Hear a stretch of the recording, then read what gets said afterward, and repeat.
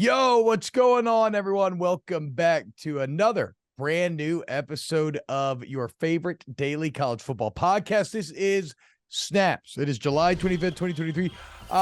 Real quick PSA here at the front of the show. We are not live once again. This is due to some behind the scenes production stuff. Not going to be a big deal.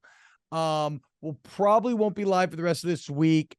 I'm going to be on vacation next week. We'll still do episodes. I don't know if we'll be live next week. The goal would be back at the week after that. Yeah.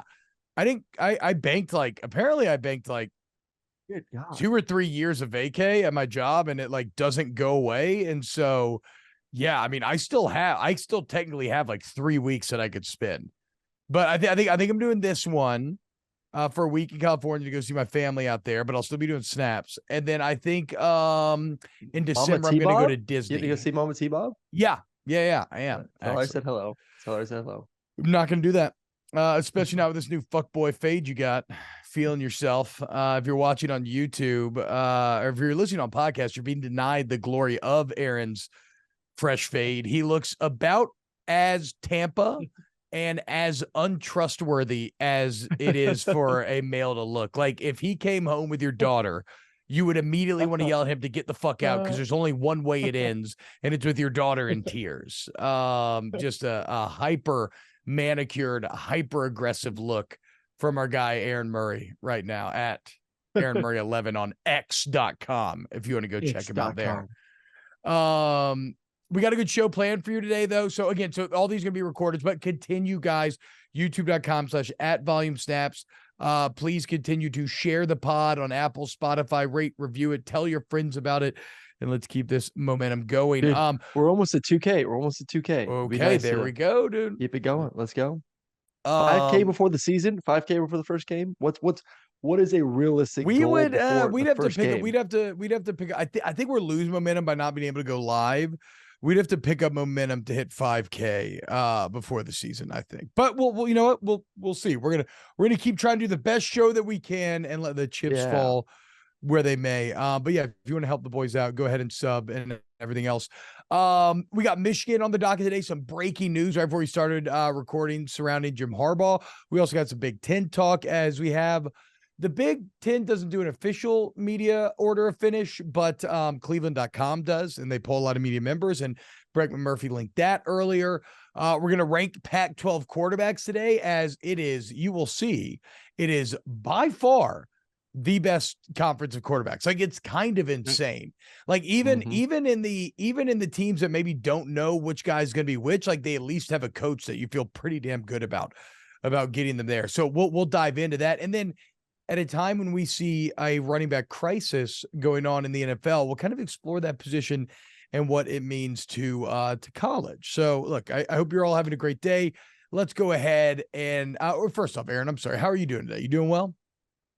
Listen, I got the new fade, as you to me, it's a more sense of jealousy coming from you that you have to deal with your long locks and can't enjoy the summer with a nice, ball fade, Peaky Blinders-esque haircut. So I get it. It's fine. I'll take your shit and just let it roll with the punches.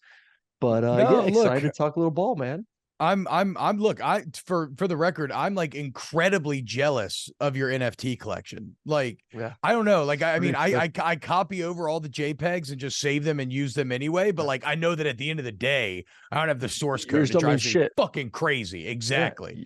You don't mean shit. Me fucking crazy, dude. The next boom, you're gonna be sitting there just looking at your stupid pictures, wishing that you would have got the real JPEGs. The thing is, you're probably right. There will be another boom. Everybody's going to collectively lose their fucking mind again for a few months.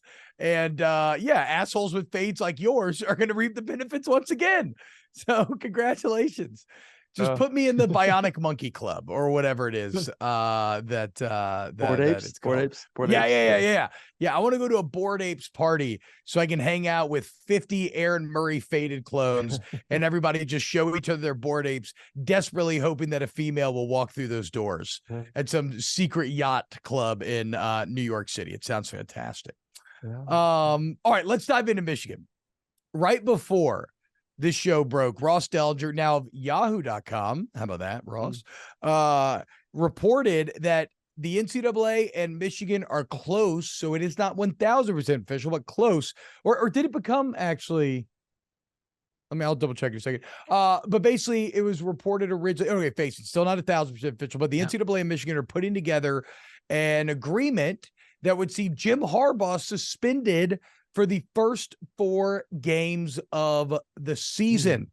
Wow. So, okay, the most shocking part about this to me, first off, is that the NCAA has power to still make this happen. I thought the NCAA was completely feckless at this point. Like, I didn't realize that they could lean on a school to make them do something like this. And we can get into exactly what the violations were. But Aaron, what's your initial reaction to hearing Jim Harbaugh suspended for the first 4 games of the year? I mean, this is one of the title contenders. Yeah. Well, my first reaction is who the hell they play in the first 4 games of the season. So let me go check that first before we see, is this going to affect Michigan and their supposed run at a national championship? Because they are going to be one of the favorites. They're going to be, in my mind, we've talked about before, they're my favorite to win the Big Ten, which puts them into the playoffs. They're probably going to be a top 3 seed in the playoffs. And they're going to have an opportunity to see if they can get through that first round and get to the national championship, something that they've been unable to do. But they got the quarterback, they got the running back. They're going to be, talented all over the place on both sides of the football. So is this going to kind of fuck that up, essentially? So I go look at their schedule: East Carolina, UNLV, Bowling Green, Rutgers. Yes. Oh, boo-hoo. Oh, boo-hoo. We don't have our head coach for East Carolina, UNLV, Bowling Green, and Rutgers. And people complain about other universities having somewhat of a cupcake schedule and a cupcake start to the season when Michigan's over here cheating and scheduling a cupcake season. So that is my first reaction to that. I have it written in my notes right here, Aaron. Good news for Wolverines fans is no one cares less about playing good teams than does Michigan. Even the UGA schedule is jealous of what Michigan is bringing to bear this year. It is impressive. And we said this last year as well. It was just as shitty of a schedule. And if they lose 1 game, they may be out of it because of how shitty the schedule is. But it is impressive in how little of a fuck Michigan cares about challenging themselves at all outside of Ohio State in the playoff. So, yeah, all 4 of the games are also at home. Like you mentioned, 3 or 4 against Group of 5. And then the Big Ten games against Rutgers, who is the worst team in the Big Ten. Perfectly planned by the Michigan Wolverines here. That's how you draw it up schedule. If you're the AD coming to an agreement with the NCAA. I mean, to defend my dogs here just a little bit, like maybe Michigan is a tad bit harder because you do have Ohio State, you do have Penn State, so you do have 2 teams that are going to be top 7 teams in the country, but the rest of that schedule sucks. Like you have to get up for 2 games if you're Michigan. Yeah, 2 games. That's it. I guess to your point, though, UGA has to get up for 1, so Still, actually, I apologize for my joke. Georgia still is easier. That's a good point, Aaron. No, it's a good point there, Aaron, that you make there. It is a little bit easier. But Michigan wins the Big Ten East. That game versus whoever the winner of the West is going to be easy. Where Georgia wins the East, you're going to have to play Alabama or LSU. So you make up for it on the back end with a conference championship game. Yeah, okay. I guess you're right. Georgia may be going to be challenged twice this year. Congratulations. Yeah, also, great job by Pat Gunther, who is producing the show this week.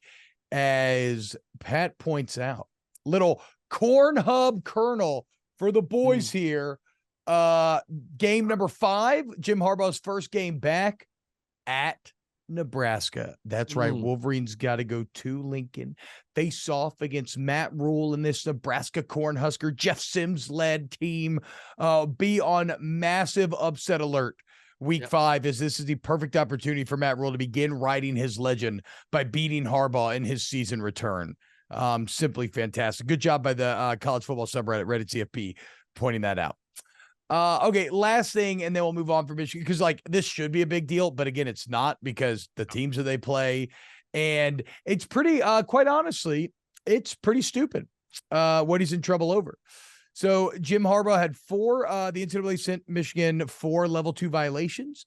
It's included meeting with 2 recruits during a COVID dead period, texting recruit outside of allowable time periods, having analysts perform on-field coaching duties during practice, having coaches watch players work out via Zoom. These are all things that go on everywhere. These are all things that I think we all agree are really stupid and don't mean much. However, in classic sort of parental form, why Jim Harbaugh is being suspended are not these violations, but allegedly Harbaugh lied to the NCAA during the initial questioning, saying, I don't know what you're talking about. I don't recall. And again, like I said, this is what my parents used to do to me. So the school used to do to us. You know, it's what you get in trouble for isn't as bad as it is about lying about it, right? So lying to the NCAA is apparently a level 1 violation, and that's where this comes from. Although Harbaugh claims, yeah, look, those violations happened, but I wasn't lying. They were too insignificant for me to remember. Which, again, shocked that the NCAA still has this power. Like I didn't think they could punish people. That's what I want to go all. back to. I thought that you made the best statement when you started off with that. Like, who knew they had the balls to do this to one of the best coaches in America? I mean, this was a good opportunity for them to flex a little bit, to still show the country and in college football that they can make decisions, and there are going to be repercussions for certain things you do. So I'm a little shocked that they were able to get this done. And I'm sure in Michigan's standpoint, I'm sure in Coach Harbaugh's mind, it's just like, you know what? Like, good for you guys. Flex those muscles. Let's just get this over with, because once again, these first 4 games of the season don't mean anything. I really don't need to be there. So like, let's just slap my wrist. We'll play the games. We'll win them. I'll come back when things get going in conference play.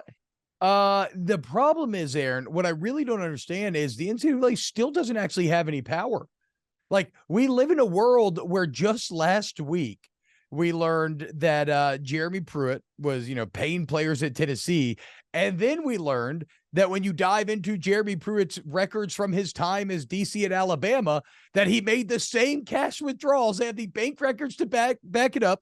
They have cross-referenced the dates with recruiting visits. So they quite literally have the exact paper trail to prove that Jeremy Pruitt did at Alabama exactly what Tennessee just got in trouble for. And yet it doesn't matter because the NCAA is not powerful enough to go after Alabama, right? I mean, a couple of years ago, we had Rush Probst talking on camera at some touchdown event about Kirby Smart and how he pays the players to high school coach, alleging, I should say, or whatever. So it's interesting to me that, again, at a time like, I lived through the Will Wade saga. If you couldn't nail down Will Wade and get him in trouble, like, I didn't think you could do anybody. So I just think, quite frankly, this is more weakness on Michigan's part. When you deal with the NCAA, you got to have way more of a fuck you attitude. You got to be way more deny. This looks like Michigan capitulating and bowing at the feet of a master that no longer has power. But, whatever. But again, maybe a heady play by Michigan, because, like you said, the 4 games don't matter. So you just got to get this done. Wash your hands of it, and just everybody moves on. The new movie Gran Turismo, based on a true story, is based on an unbelievable tale of a team of unlikely underdogs, a struggling working class gamer, a failed former driver, and an idealistic motorsport executive come together and risk it all to take on the most elite sport in the world. Directed by Neil Blomkamp, the movie features an incredible cast, led by David Harbour, alongside Orlando Bloom, Jaimin Hansu, Jerry Halliwell Horner, and Archie Madekwe as Jan Mardenborough. You're going to see some of those famous racing competitions in the world recreated through the use of actual Nissan GTs, drones, and, best of all, practical effects. We love to see it. In fact, the race sequences are so realistic that the real-life driver, Jan Mardenborough, actually served as the stunt driver for the film. The bottom line is, this is a movie that needs to be seen on the big screen. Gran Turismo, based on a true story, is an inspiring, thrilling, and action-packed story that proves that anything is possible when you're fueled from within. Gran Turismo, based on a true story, in theaters exclusively this August 11th. Get your tickets today, rated PG-13. That did not stop, however, Michigan from being voted first, according to Cleveland.com, to win the Big Ten, as they got 27 first-place votes in the East to just 8 of Ohio State, Aaron. How about that? So for the first time in a long time, despite the fact that Ohio State's more talented and everything else, Michigan, no, I'm just talking pure blue chip ratio. That's all I mean. I know. Michigan now, after a couple of years of the media doubting them, getting that benefit of the doubt. Do those two teams not feel a little bit? I guess the biggest difference, it goes back to what we talked about yesterday. The big difference is, Ryan Day versus Nick Saban. But tell me the big differences between where LSU is heading to the season, Alabama, which was the reverse. Alabama was voted by the media to win the SEC West and face Georgia in the SEC championship game, where LSU looks like it's returning more starters at key positions. You look at Ohio State and Michigan, and it seems like Michigan is returning more starters and key positions than Ohio State. So is it just because they don't view it as the coaches are that far apart? That's really the big difference. I got two reasons that I would say. I would say first off, three reasons actually. Ryan Day versus Saban. I think obviously that's a big one. Yes. That's a big boy. Michigan last year was more consistent than LSU was. Perfect season, undefeated. LSU, it's a major missteps along the way to beat Alabama. Also, LSU beating Alabama on a 2-point conversion at home versus Michigan beating the fuck out of Ohio State back-to-back years in perfect weather and in bad weather. So like really proving it kind of like, and that's what it's like in this. You raise a good point though, Aaron, because in the same way that Michigan had to rip away that benefit of the doubt and force us to be like, okay, we have to vote you now. Like LSU would need to do the same by winning again this year and proving that last year wasn't fluky. Yeah, I'm with you. And I do think it goes back to what I talked about yesterday a little bit too, with where the game is being played. The game is going to be played in Tuscaloosa. LSU going to Tuscaloosa. Game this year will be played at Michigan in the Big House. So that is these big time venues, these big time games. College football still means something when it comes to crowd noise and fans, unless you're Eric Ainge and talking about Tennessee going to Georgia. So other than that, like, yes, it is a massive advantage. And to take a one sample size from the SEC game between those two teams compared to what we have seen from the past 2 years, a team that is more physical, a team that has punched Ohio State in the mouth, Ohio State team that has not had an answer for that. And then now all of a sudden this year for the Buckeyes, while they have recruited well at the quarterback position, similar to the Crimson Tide, we don't know exactly what those guys are going to look like. At least you get an entire season before that last game of the year to kind of figure it out. You return probably the best receiving core in the country along with LSU when I'm talking about Ohio State here. So there is, like you said, there's plenty of talent there. And if the quarterback position turns out to be really, really good, then all of a sudden that game could get interesting down the line. I'm just saying right now, when you look at Michigan and the way they're built, I like that brand of football a little bit more, especially knowing that in Ann Arbor in the end of November, it's going to be a little bit cold. It's going to be loud. I like a team that wants to fight you a little bit at the line of scrimmage. And I think that's what Michigan does better. Again, I would say with Ohio State, I don't think it's a question of will they get good quarterback play, right? I think that whoever the quarterback is going to throw 40 touchdowns, right? You saw CJ Stroud do it 2 years in a row.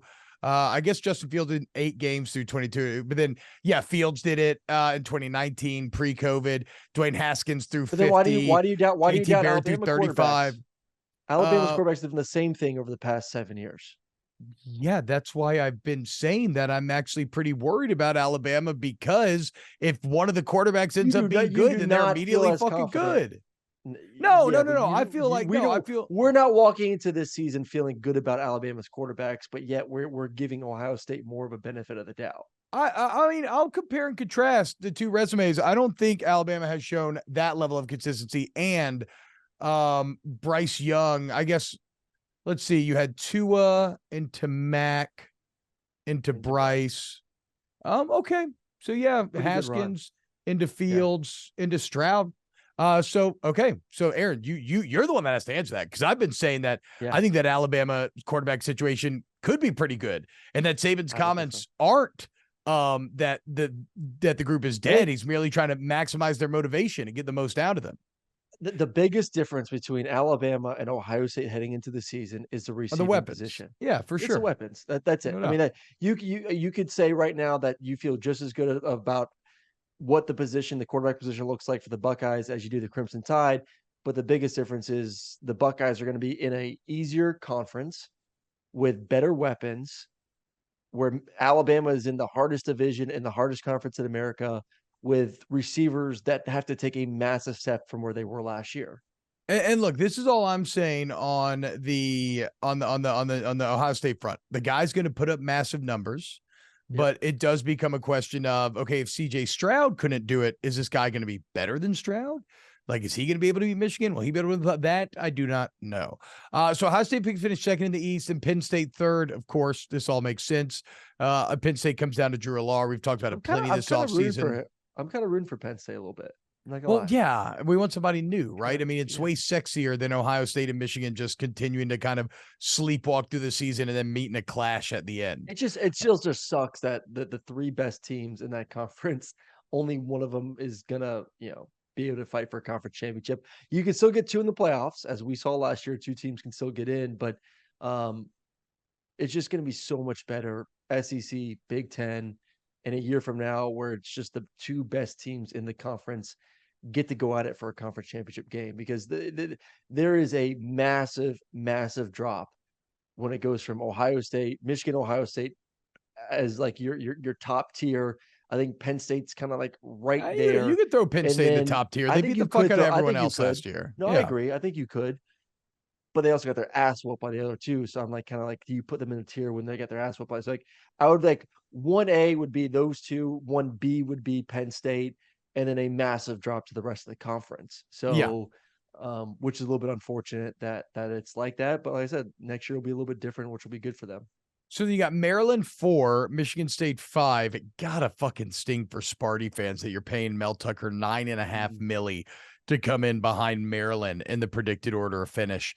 Then you got Rutgers and Indiana, which of course Rutgers and Indiana are always kind of clown shows. Tom Allen for Indiana on the hot seat. I would say Greg Schiano's on the hot seat, but I don't know if anybody gives a fuck about Rutgers enough to put you on the hot seat. Kind of same deal in Indiana. How about this though in the West though, Aaron? A lot of belief in Luke Fickell running the air raid up there in Wisconsin. The Badgers edging out Iowa 20 votes to 16 as the potential winners of the West. PJ Fleck's Gophers getting 1 vote in third. This conference sucks. Nebraska better win it. You're full of shit. This is exciting. This is exciting. This is exciting because all these teams are so even. Boring. This is the most boring. No. You can't tell me that the Big Ten West is not the most boring division of all the Power Five out there. No, I think the East is way more. I think the East is way more hideously boring because you clearly know who's going to win it. I have no idea. You have three really good teams. Georgia's going to win the East. You can't tell me that you would enjoy it. I mean the SEC East. Excuse me, SEC East. What I'm saying is when you look at the West, I could make a case for Wisconsin, Iowa, Minnesota, Illinois, and Nebraska winning the conference or winning that half. The only teams I can't are Purdue and Northwestern.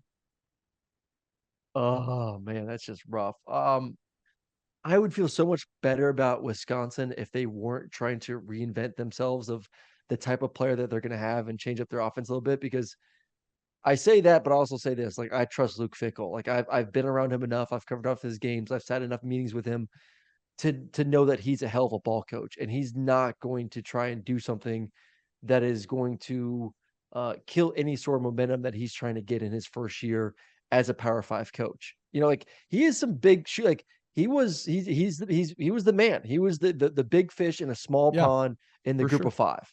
He's the first group of five coach to take a team to the playoffs. So you don't want to then go to the big pond, be a little bitch and fish, both of them at the same time, and try to do something that is completely out of character. To me, it's like, how do I get in and make this as successful as a first year as I can in a conference that's about to grow by 2 next year and be completely different? And not fall behind. And I think by doing something like that, man, I'm a little bit worried for him. But like I said, he's too good of a coach to to not know obviously what the hell he's doing there. So in Luke Fickell, I do trust at Wisconsin. But other than that, it is a it's little just interesting though, blah. Aaron, to stay on Wisconsin for a second. It is a little Yep. interesting to watch the differing ways of doing this between Fickell and Matt Rule, both taking over programs in their first year. Now, obviously, Fickell taking over a better situation, but Luke Fickell, like you said, kind of changing the idea of what we think of Nebraska, Wisconsin football. Whereas Matt Rule's been very upfront. Look, we're Nebraska. Fucking agility drill. We're powerlifting. Like, we want to be big and we want to be strong and we want to have fullbacks. Like, so you have one coach that's leaning into the traditional identity and one coach that's trying to separate from it. I'm going to be fascinated to see who ends up having more relative success. Maybe a slight bonus here for Wisconsin is that, Wisconsin in the air raid looks like an odd match. But if you look up a picture of Phil Longo and the air raid look like an odd match, right? So maybe that ends up working for them. Kirk Ferentz in Iowa picked to finish second because of course they are. The Hawkeyes are nothing if not consistent. They'll have stellar defense, stellar special teams, and Brian Ferentz will probably still suck. Yeah. But he's due, but he'll probably still suck. Yeah, he better figure it out or his ass is gone. You only get so many chances to take care of your own before you just gotta cut that string loose sometime. Would you fire your son if you were Kirk? Could you demote him to a position coach? I mean, I guess that's even more disrespectful because then you're clearly, then if you're Brian, you just got to feel like you're absolutely being coddled. Like, I think you either have to fire me or you have to like keep me in that job and just deal with the backlash because if you just demote me but keep me on staff, like that never happens. Son, I'm gonna move you to an analyst role for a year and then maybe we'll talk about that. Or we'll just send you down to Tuscaloosa. Let you go to Nick Saban's school of coaching for a little bit, then come back to daddy and go learn for a little bit. So I was second. By the way, so you agree that Wisconsin should be the favorite? Real quick, I do agree. Wisconsin should be the favorite. Yes.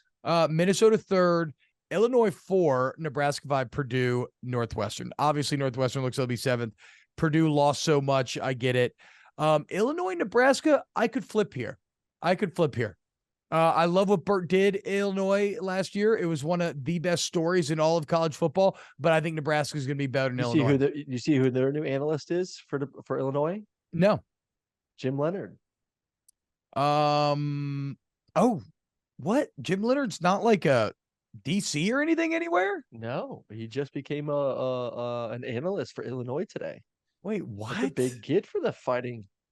So this is essentially Jim Leonhard taking like a sabbatical year and just kind of, look at that. 1 hour ago, named Illinois senior football analyst, a guy who was up for NFL coordinator jobs, now just throwing his lot in with Burt in Illinois. Okay, that is a pretty strong. That's a pretty strong pickup. Okay, the more I do too. I do too. I just think Nebraska's gonna be better. I like Brett Bielema there. He fits in perfectly. Ain't 5 last year. You return a lot of guys on both sides of the football. Yeah, you got to replace the quarterback. Tommy DeVito is gone right now, so that's going to be the question mark. But and obviously Chase Brown too at the running back spot. So we'll see if he can recreate the magic. I don't know how many Big Ten West games I will watch this year, like live. But I will say I will agree with you in the sense of like I guess it will be entertaining because everyone is essentially the same fucking team. Okay, again, trust me when I say this, audio listeners. Nobody with the fade that Aaron Murray has right now watches Big Ten West football games. No, guaranteed. No chance. They do not. No chance whatsoever. No chance. I will watch Nebraska, Colorado for T-Bob. I'll be rooting for Colorado. T-Bob will obviously be wearing Corn Hub shirt. Yeah, and that will be kind of the deciding game for me if I want to get on that bandwagon. See, you think you're tight, but what you don't understand is, I'm like the Adam Sandler meme. Okay, this is how I win. I play both sides. Don't forget, I also have the over on the Colorado 4.5 win total. Okay, so no matter who wins, I win. Flip side, no matter who loses, I lose. That said, heart over money always. Let's go Corn Hub. Aaron, are you ready to rank the Pac-12 quarterbacks? Oh, baby. This is our combined rankings, correct? Like we're gonna kind of workshop we'll this workshop thing out. it like we generally do. Okay. All right. Let's go. I think we could go 1 through 3 pretty quickly, I right? agree. Well, Yes. maybe I've seen some lists that are different, but I would say Uh, Caleb Williams, USC, quite obviously. I mean, you called him maybe yes. the best prospect in 30 years yesterday.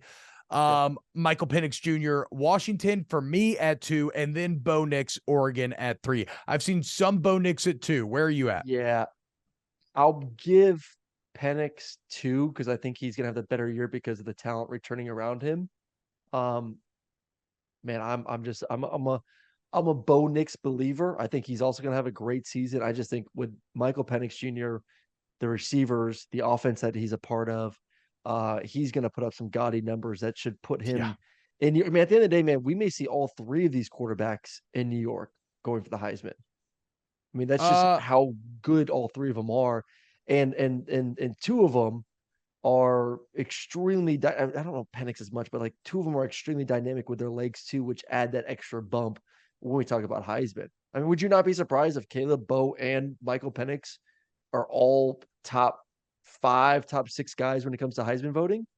I mean, it seems like it seems like that'd be really hard. I guess I'd be surprised just because I don't know that I've ever seen a concentration like that in New York, but like I get what you're saying. Statistically, they would all look to meet that bar. But for Penix to get there, Washington would have to do some special things. Because he kind of Yeah. had borderline Heisman numbers last year, and I can't remember where he ended up in the voting, but I mean, Penix threw for 357 yards a game, 31 touchdowns, 8 picks. Obviously, for a Heisman, he probably has to juice that number up a little more. But I mean, again, you mentioned the receivers. You look at the returning receivers, Adunze McMillan and Polk, 2 sophomores and a freshman. The sophomores both had over 75 catches, both had 1,100 yards, at least 7 touchdowns. Like, yeah, Washington's going to be fun, man. Okay, so Caleb Williams, easy 1. Michael Penix edging out Bo Nix for 2. Yeah. Nix 3. Who do you have at 4? Oh, got to be Cam Rising. I Okay, think the that's big what I have question as well. yeah, yeah. And when does he come back from the knee injury? But I was on the call when Cam Rising took over as a starting quarterback for Utah. They were actually on the road versus San Diego State, and I forgot who the quarterback was. He transferred to Utah, lost the job that game. They brought Cam in. He brought him back to overtime and kind of took the job the rest of the year. That quarterback then transferred the next week. You want to talk about just a Huh, complete just no competitive bone in that kid's body. wuss. Anyways, yeah, complete wuss. Cam Rising, gutsy, great hair. Greasy. Is just greasy, just smooth. Looks like T-Bob's son. Yeah, Got to be kind number of 4 true. in this conversation. Yeah. I mean, me and him actually have pretty similar hair and mustache combinations right now, especially if I was to like shave and only keeping a little bit of my chin, Mm-hmm. kind of like you do. All right, Cam Rising, clear 4, despite the fact that he's not the most statistically overwhelming, right? But he No, does give you the he best wins chance football to games. win. Yes, exactly. Yes. I agree. Yes. Number 5, Aaron, I want to pick your brain on this. I think you're Okay. pretty high on this guy. I got Jaden DeLaura from Arizona Yeah. at 5. Mm-hmm. Second year under Jetfish, solid weapons all around him. Last year he had some good moments, I suppose. And when you look, I mean, statistically, he was pretty damn good. Over Yep. 3,600 yards, 25 touchdowns, 13 picks. Again, need to improve that a bit. He's only a sophomore. Who do you have as your 5? I'd go with him too. And yeah, remember, it's going to be his Okay. second year inside the system as well. With Jed Fish, I mean, they want to push the ball vertically down the field and take some big explosive plays, kind of a go for the gusto kind of mentality on the offense. So I like him as that number 5 spot too. What is go for the gusto? Is that risk it for the biscuit, like Bruce Arians used Go to for the say? gusto, maybe gusto. I think Well, I gusto is don't. the right way to say it. I thought like if you said something with gusto, you said it with like emphasis or like Yeah, go for the purpose. big. Yeah, say go. I'm Say it saying, with your did you make chest. this up or did someone I say this to you probably at some fucking point? did. I probably did. Okay. It just felt good rolling off the tongue. Go for the gusto. I Go agree. for the gusto. Print the fucking shirts. Go for the gusto. Jane DeLaura, Arizona, Jetfish. What are you waiting for? If Bruce Arians has risk it for the biscuit, Jetfish can have go for the gusto. I've got DJ Uungalale as my number 5. Oh, Excuse me, as my number 6 quarterback in the Pac-12. I had him at 7. I had Cam Ward as that next spot for me from Washington Okay, State. I'll be honest. I don't know much about Cam Ward, and I'm probably disrespecting him because I had him behind DJU and Shadur Sanders. Yeah. Well, I just don't like. Listen, I like DJU, and I'm hoping that he is reinvented with this move to the West Coast. Get away from that atrocious quote unquote offense that was going on there at Clemson. Um, and you just sometimes you need a fresh start. So I do like talent wise. I think he's more talented, but it's an Oregon State team that has not been known for offense. They've been known by winning games by kind of old school football. I don't know what his stats are going to be crazy this year. Um, and I just want to see what the adjustment it is for him going to a new football team before I truly jump onto that bandwagon. So I would kind of go Cam Ward. What we got, 5 or 6? 6. DJU 7. This will be for 6.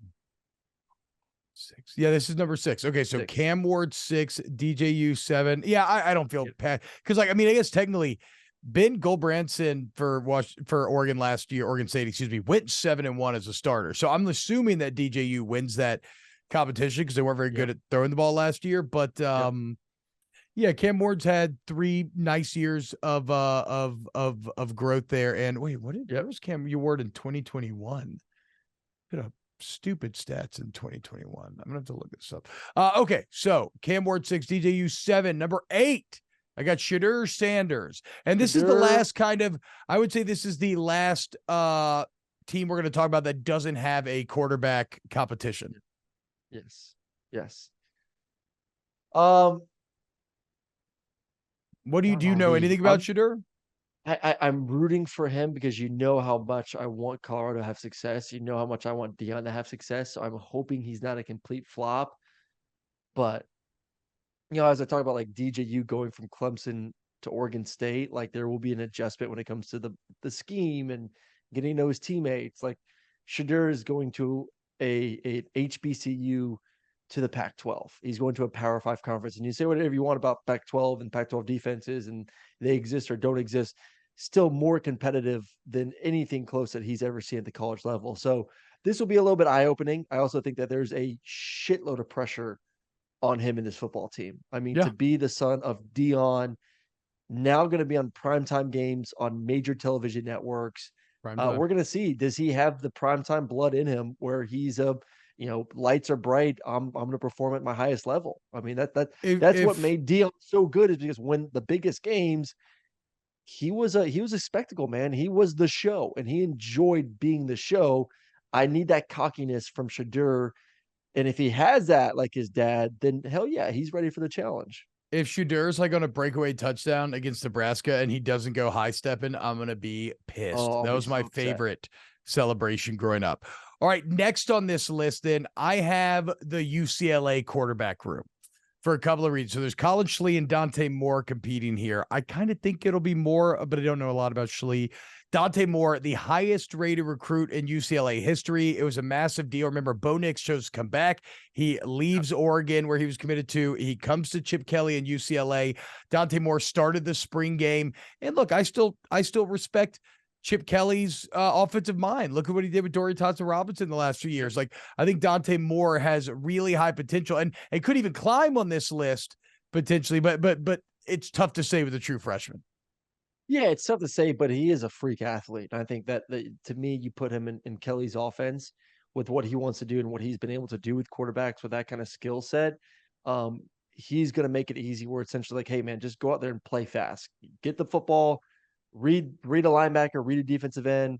1 or 2 decisions have to be made, and then just go be an athlete. So to me, a lot more confidence in him being able to do that with a guy who has experience coaching quarterbacks of that caliber. So yeah, I'd put him in that next one. And I think he does have a pretty high ceiling where you could say, man, Dante Moore could be an absolute stud with what we saw from him from the high school ranks, making this adjustment there to UCLA. So huge get. I mean, the highest rated quarterback in UCLA history, 5-star recruit, out of I Detroit. think. Yeah, in UCLA history. Not even just quarterback. Next, I'm going to go with the Stanford quarterback room.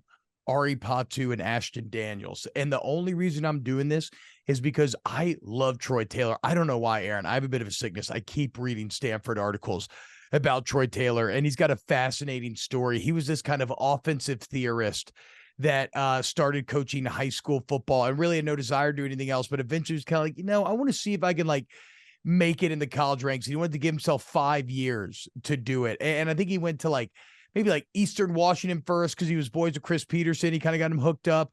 Then he goes to Utah, wins a Pac-12 championship. Then he becomes the head coach at Sacramento State. He turns around an awful team. They end up being great. And the whole time, the offense is just fucking rolling. And now he's taken over Stanford again. I'm only saying this because he is an offensive theorist. He's been at the forefront of offensive coaching, and I can't wait to see if it works on the Power 5 level. I'll go with this one. I think the last three are kind of, pick your poison kind of mentality. So I will assume that a Stanford led quarterback will be able to pick up an offense in year one and kind of run with it and have somewhat success with a coach, as you alluded to, that has the offensive ability that he has when it comes to scheming and calling play. So go Cardinal. And then look, and then I think the other one's obvious, and really you could flip either of these, but Kenny Dillingham at Arizona State, the Arizona State room, Drew Pine from Notre Dame, Jaden Rashada, big recruit that you might recognize, Jake Conover. So maybe this should actually, you know what? I think objectively this should probably be ahead of Stanford. I maybe got a little too Troy Taylor excited, but Kenny Dillingham's, because Dillingham has a pretty stupid offensive resume as well. Like Memphis was top 5 in the country his 2 years OC. I forget his first year at Auburn. He was recruited for 1 year at Auburn, Bo Nix freshman year. And Bo Nix was SEC Rookie of the Year. They went 9-3 and scored 33 a game, right? And then we saw what he did at Oregon last year. Also, fun fact, Kenny Dillingham, the first native Arizonan and Sun Devil alumnus to be head coach of the football team. So the literal polar opposite of hiring a man that didn't even know what the mascot's name was or how that could potentially affect fan sites named after it. Okay, let's bump Arizona State up 1, Stanford down, and then obviously Cal closes us out because Cal's awful, and I don't even think they're worth talking about. It's just for a program that has 2 starting quarterbacks in the NFL to be this piss poor heading into the season when it comes to talent at the quarterback position. Cal used to be tight. Never forget, there was a time when you could have made a badass fantasy team purely out of Cal players. They had Justin Forsett, Marshawn Lynch, Deshaun Jackson, Aaron Rodgers. They had dogs, dude, but gone are the days of the dogs. There is your Pac-12 quarterback list. Get the graphics team on it, PG. And if you need to check my notes for the official ranking, they are in there. Now, Aaron, to close out today's show, let's speak on running backs, because if you haven't paid attention to the NFL right now, running backs are going through a bit of a crisis where they are required to absolutely give everything they have to the team. They're one of the main driving forces behind success, but there's a lot of data working against them that shows that when you get old, around second contract time, you just fall off, right?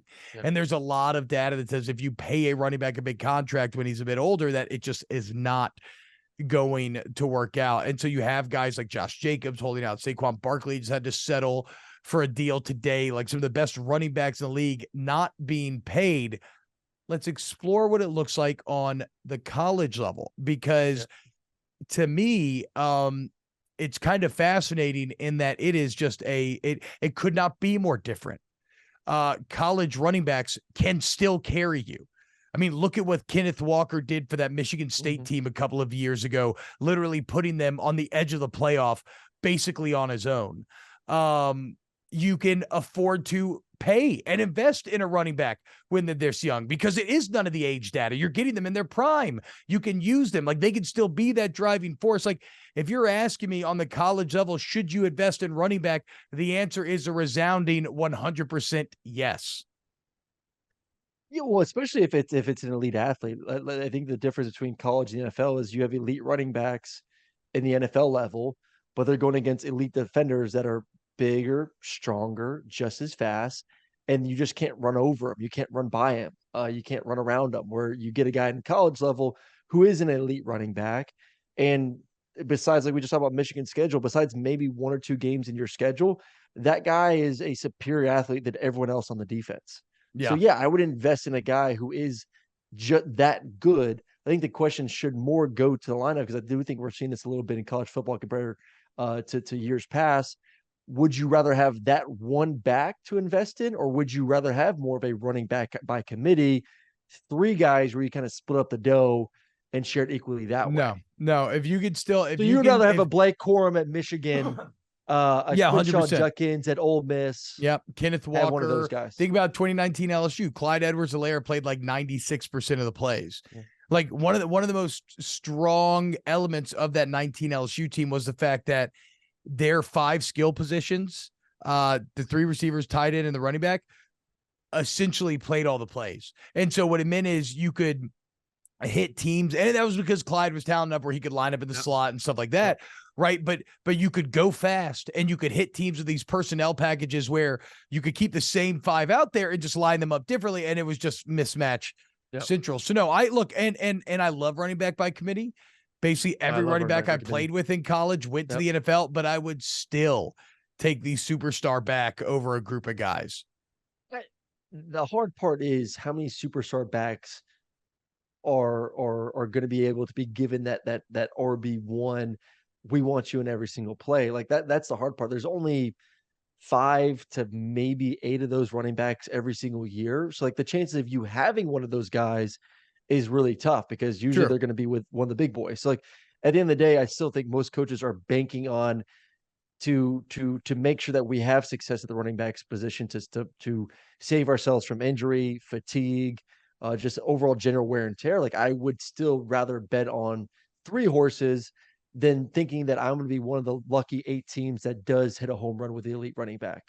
I do think there's still a lot of question marks. I mean, look at let's just name like some of the top running backs in the country heading into the season. You got Blake Corum at Michigan, who's a stud. Yeah. Quinshaw Judkins. Yeah, you make it Judkins. I like Rocket Sanders at Arkansas. Penn State, I believe, has some good young running backs. Kid from Wisconsin. Well, look, to be clear, you don't recruit just one guy and be like, he's going to be the guy. You recruit a bunch, but if someone emerges, you have to be willing just to feed the hot hand. Which is still rare. Yeah, but how many times does someone just emerge as a single guy? I would say if you pull most college coaches out there, they would prefer being able to spread the load among 2 or 3 guys. So you're telling me if I was like, hey, do you want Bijan Robinson or do you want 3 guys? What are you taking? You're taking Bijan Robinson. The chances of you getting the Bijan No. That wasn't the question you just said. You said most coaches prefer 3 guys. If you're telling me I'm going to get a Quinshawn or a Blake Corum, or even like, when I had Todd Gurley in the backfield, like, yes, keep that dude on the field as long as he can. Hell yeah. But we'll stick to the fact that those guys are rare. I think what we're getting at is, and I agree with you here, it's great if you get the superstar. If not, you can get by committee. It's not like a death sentence if you don't have the superstar, obviously. No, right? And I think that's the same thing in the NFL. I think that's and the difference of the NFL is there's a salary cap. So would you rather, be one of the 3 teams that has a superstar back, or are you fine just saying, you know what, I'd rather spend that money on a quarterback, some receivers, a pass rusher, a tackle, and just go with the 3 running backs by committee? That's why the Bijan pick for the Falcons is so fascinating to me, because let's say he ends up being elite and he balls out. That could be a situation where teams are like, okay, if we think there is one of those superstars, get him on a rookie deal, right? Get the most out of him, use him up, which they're absolutely going to do, and then kick him down the road when the deal's done, or be like, fuck you, we're going to tag you, or you're going to have to sign for cheap. Like, do all the things that the teams are doing right now. You know what's crazy? I was at a wedding for Keith Marshall, who's one of my running backs, and a bunch of my old teammates were there, including Todd Gurley. And we were talking a little bit. I was like, Todd, how old are you? Huh. Todd Gurley is 29 years old. No fucking way. He's 29 years old. No way. Todd's been out of the NFL for 2 years. That's insane. And it seemed like he had this incredible career. He was MVP, just one of the best in the league, and he's already out, and he's 29 years old. My God. Yeah. I mean, he was literally NFL Offensive Player of the Year and a 2-time first team All-Pro. Yeah. I mean, he only played 5 years. Again, 5 years. But look at where the Rams picked him. Actually, it's kind of like this Falcons pick. Round. They picked him number 10, right? Yeah. They used the fuck out of him. And he was coming off an injury too. He was coming off an ACL injury going into the NFL. Used the shit out of him for the first. He signed a second contract though, because he signed a pretty big deal. Well, I but don't know how much that was paid out, the though. theory, but that's where the theory would change nowadays, right? Yes. That's what they would avoid nowadays because of guys like Todd Gurley, unfortunately. I'm But still not building my team I'm still not building my team in college around a running back. I think if you have a great offensive line and a really good quarterback, tell it to you can have Michigan. average running back play and have success. Yeah, you can, but it doesn't mean you can't have success. I mean, look at Michigan. They've done it with Blake Corum. What are you talking about? Get the hell out of here, dude. You're just worried. Yeah, they've You're won a just natty, worried though. because Michigan has to beat UGA period in practice now, and you know they're coming for Yeah. that ass. I'm not going. The game 10 years ago, offenses were built around a running back. The game Yeah. is not built around a running back anymore. But it can be on the college level. It still can be. Absolutely can be. It can be, but it won't win you a championship. We'll see. When's the last team whose offense ran through the running back that won a championship? Who wasn't just a complement to the offense? It probably was one of the Alabama teams 10 years Ezekiel ago. Elliott, Cardell Jones. So like, what is that? Like 2015 Ohio State. So you're right. It's been around a decade. A while. Yeah, it's been a hot minute. Offenses do not run through a running back anymore. So why waste your NIL on a running back when I would rather spend it on what offenses are and how they produce nowadays?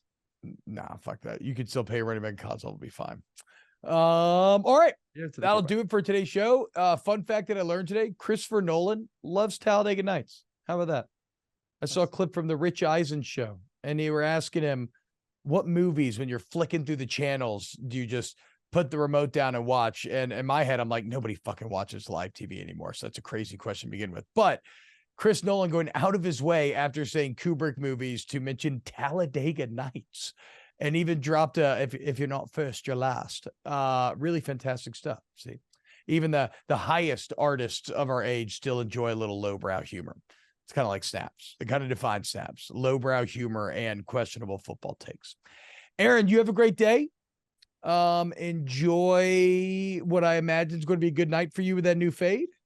Oh yeah. I think our guy may score a little bit. So congrats to you. Little tickle. A huge thank you to Ryan Brumley, Pat Gunther, Paul Farrington, Adam Gracia, Danny Cardenas, everybody at the Volume, Papa Colin Cowherd.